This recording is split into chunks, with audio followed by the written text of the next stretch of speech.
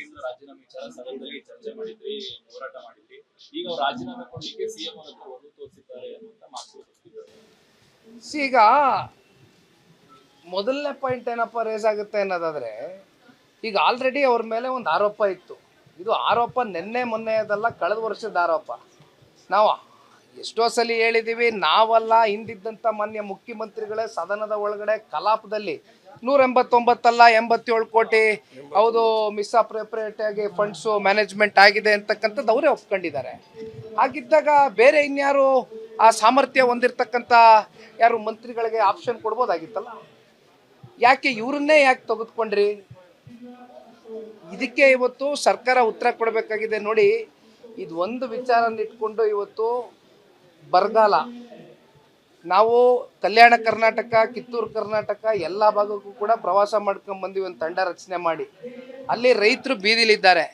3000ಕ್ಕೂ ಹೆಚ್ಚು ಜನ ರೈತರು ಇವತ್ತು ಆತ್ಮಹತ್ಯೆಗೆ ಶರಣಾಗಿದ್ದಾರೆ. ಆದರೆ ಕಳೆದ ವರ್ಷ ಅತಿವೃಷ್ಟಿ ಆಯಿತು, ಬೆಳೆ ಎಲ್ಲ ಹಾನಿ ಆಯಿತು. ಇಂಥ ಸೀರಿಯಸ್ ಟಾಪಿಕ್ಸ್ ಬಗ್ಗೆ ಡಿಬೇಟ್ ಆಗಬೇಕಾಗಿತ್ತು, ಬಿಡದಿ ವಿಚಾರ ಪ್ರಸ್ತಾಪ ಆಗಬೇಕಾಗಿತ್ತು, ನೈಸ್ ವಿಚಾರ ಪ್ರಸ್ತಾಪ ಆಗಬೇಕಾಗಿತ್ತು. ಆದರೆ ಇವತ್ತು ಸರ್ಕಾರ ಟೈಮ್ ಕಿಲ್ ಮಾಡಿಕೊಂಡು ಅವ್ರು ಉದ್ದಟತನದಿಂದ ಅಂತಿಮವಾಗಿ ಇವತ್ತು ಸಾಧಿಸಿದಾದ್ರು ಏನು? ಕಲಾಪಕ್ಕೆ ಏನು ಬೆಲೆ ಸಿಕ್ತಂಗಾದ್ರೆ? ಜನರ ವಿಚಾರ ಚರ್ಚೆ ಆಗಬೇಕಾಗಿತ್ತಲ್ಲ, ರೈತರ ವಿಚಾರ ಚರ್ಚೆ ಆಗಬೇಕಾಗಿತ್ತಲ್ಲ.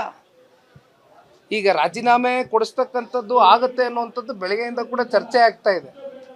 ಬಹುಶಃ ರಾಜೀನಾಮೆ ಕೊಡ್ತಕ್ಕಂಥದ್ದು ಆಗಬೇಕು. You should take up that responsibility.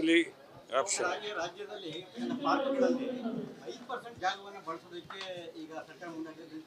ದಿನೇ ದಿನೇ ದೊಡ್ಡ ಮಟ್ಟದಲ್ಲಿ ಆಕ್ರೋಶಗಳು ಶುರುವಾಗಿದೆ. ಮತ್ತೆ ಎಲ್ಲ ಅಸೋಸಿಯೇಷನ್ ಕೂಡ ಮನವಿಗಳು. ಈಗ ಸಾರ್ವಜನಿಕರ ಆಸ್ತಿ ಪಾಸ್ತಿಗಳು ಲೆಕ್ಕಾಚಾರ ಇದು ಪಾರ್ಕ್ಗಳು. ಈ ಪಾರ್ಕ್ಗಳನ್ನ ನೀವು ಈ ರೀತಿ 5% ಬಳಕೆ ಮಾಡ್ಕೊಂಬಿಟ್ರೆ ಮತ್ತೆ ಬೆಂಗಳೂರು ನಗರದಲ್ಲಿ ಇನ್ನೇನು ನೋಡ್ಬೇಕು ನಾವು? ಬೆಂಗಳೂರು ನಗರ ಅಂದರೆ ನಾವು ಗ್ರೀನ್ ಸಿಟಿ, ಗಿಡ ಮರಗಳಿರ್ತಕ್ಕಂಥ ನಗರ. ಇವತ್ತು ಪಾರ್ಕ್ಗಳನ್ನೂ ಕೂಡ ನೀವು ಈ ಥರ ಆವರಿಸ್ಕೊಂಡ್ಬಿಟ್ರೆ ಮತ್ತೆ ಇನ್ಯಾವ ರೀತಿ ನೀವು ಆಡಳಿತದಲ್ಲಿ ನಿಮ್ಮ ಆಲೋಚನೆಗಳಿದೆ?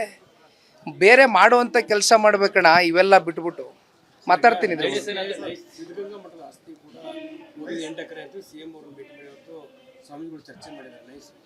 ಅದೇನೋ ನನಗೆ ಗೊತ್ತಿಲ್ಲ ಅಣ್ಣ, ತಿಳಿದು ಮಾತಾಡ್ತೀನಿ ಇದ್ರ ಬಗ್ಗೆ. ಈಗ ಮೂಡಿಗೆರೆ ವಿಧಾನಸಭಾ ಕ್ಷೇತ್ರ